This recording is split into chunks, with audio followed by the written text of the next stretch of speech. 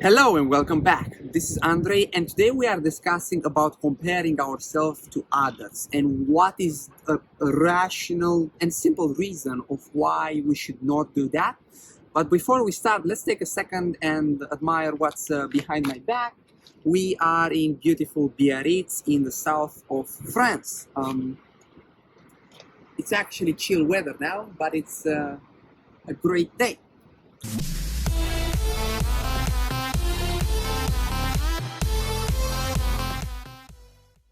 I can make the assertion that most people compare themselves with others, and there are many reasons why that happens, but we are here to discuss why that should not happen.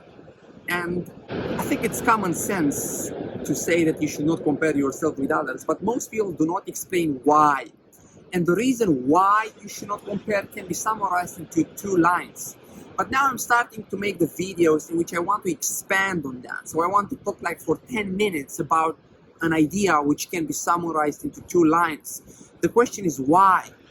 And it's the same as with books. In most books, there are 10 ideas which are expanded into 300 pages because the author wants to make you internalize that idea. I want to give you examples which, click with your past experiences. And coming back to the main topic of why you should not compare to the other people, the one-liner version is that your incentive is not to be right into making predictions about yourself. Like, you do not win anything by being right that you are going to not be as good as somebody or even be as good as somebody. Like, this idea of making a predictions about yourself has no point. It's not like gambling in which you need to make a right prediction.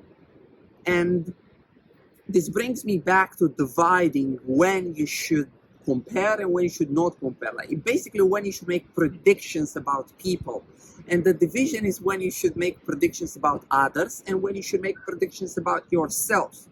And I'm going to argue that when you make predictions about other people, it's okay to predict in like the expected value of what is going to happen. The question is why? Like, why is it okay to predict about others?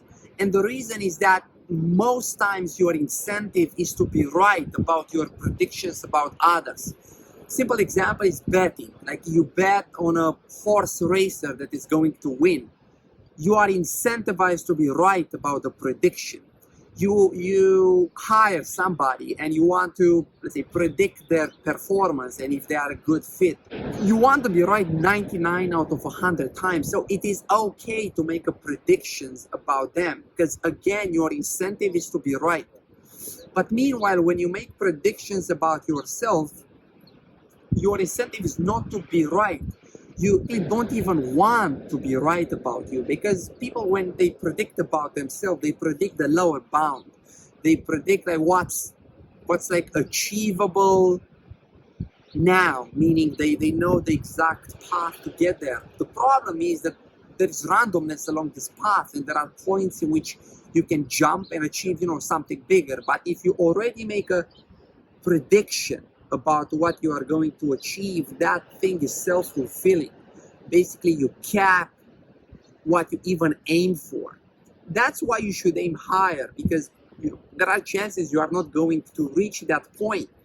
But the rational reason of why you should aim higher is that you do not want to lower bound yourself. So again, for others, sure, make predictions because your incentive is to be right. But for example, when you go into a competition, you almost know who is on average better than you. It's like in tennis or in any sport. People know what's the world ranking, but the chances are not the same as the world ranking. Meaning there is randomness in every game. That's why, if you bet against Federer versus Nadal, the one who is higher in the expected value ranking is not always going to win, and that's the beauty. So basically, you should not make predictions about yourself because you do not care about being right about it. Now, let me present a quote that I heard from Vinod Khosla, which is a top VC. And he said that most people are limited by their thinking, not by their capability. Like, this quote clicked for me because it's true. Like, I felt this in competitions, because you are limited by your thinking. Like, you know what's the expected value of what you can do, and that literally limits. It's not your capability which limits you, it's your thinking. And this thing is popular in society. It's called even loser mentality, or you sabotage yourself, or other mainstream words. But the point is, your thinking limits you. And the point of this video is not simply say you should not compare yourself with others by making predictions of how good you are. The point is explaining why. And the one-line reason is that you are not incentivized to be right about that. So again, think big. The question is why? Because there is randomness and you might achieve that. The other reason is that you don't want to lower bound what you can achieve. And the other reason is that even if you aim low and you are right, you don't win anything by being right about it. Thank you so much for watching. I hope you enjoyed this video. I hope I explained something useful. I hope you like this view, and see you in the next one.